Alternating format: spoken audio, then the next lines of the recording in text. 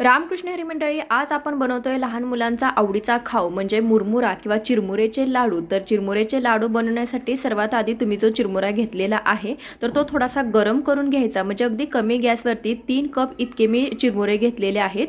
थोडेसे गरम केल्यानंतर बघा असे कुसकुशीत होतात। त्यानंतर हाताने बघायचं छान कुसकुशीत झालेत का। त्यानंतर त्याच कढईमध्ये आपण चमचाभर तूप घालून त्यामध्ये 1 वाटी इतका गूळ घातलाय। गूळ चांगला गुळाचा पाक बनलाय, आपण बघायची गोळी होते का।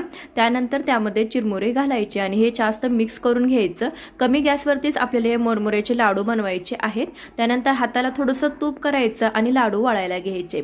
मिश्रण थोडंसं थंड झाल्यानंतर लाडू वळता येत नाही त्यावेळेस काय करायचं, पुन्हा एकदा कढई गरम करायची थोडीशी, म्हणजे कमी गॅसवर ठेवायची आणि थोडंसं मिश्रण गरम झालं की पुन्हा एकदा आपण लाडू वळायला घेऊ शकतो। अगदी सहज हे लाडू बनतात, अतिशय सोपे आहे। 3 वाटी मुरमुरे आणि 1 वाटी गूळ असं प्रमाण आहे। नक्की बनवून पहा। धन्यवाद।